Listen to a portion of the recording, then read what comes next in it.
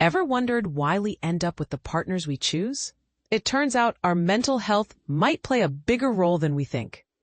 While opposites attract in romantic tales, real-life relationships often tell a different story, one where shared mental health experiences seem to be the glue holding couples together. But here's where it gets intriguing. A groundbreaking study involving nearly 15 million people across Europe and Asia has revealed that individuals with psychiatric disorders are significantly more likely to marry someone with a similar condition. And this isn't just a fluke. The trend holds steady across generations and cultures, suggesting it's a fundamental aspect of human relationships rather than a societal quirk. Published in Nature Human Behaviour. Research delved into conditions like schizophrenia, bipolar disorder, depression, anxiety, and anorexia nervosa. Drawing from data spanning Taiwan, Denmark, and Sweden, it stands as one of the largest studies of its kind. The findings? Strikingly consistent.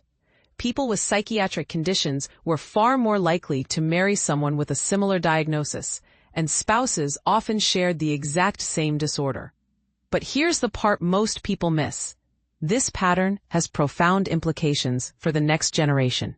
Children with two parents affected by the same disorder were more than twice as likely to develop that condition themselves, a trend particularly pronounced in schizophrenia, depression, bipolar disorder, and substance use disorders, where genetics are believed to play a key role.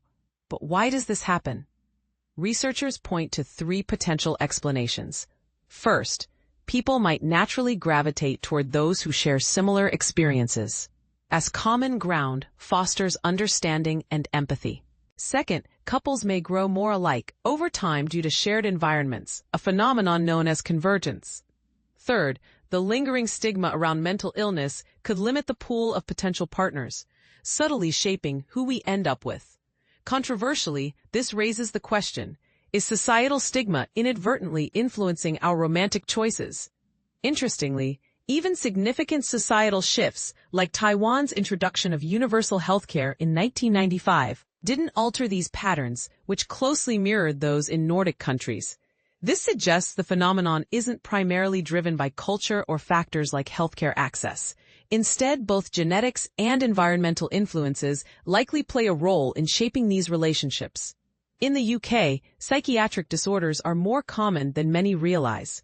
Approximately 3% of adults experience depression weekly, while bipolar disorder affects about 2% of people over their lifetime.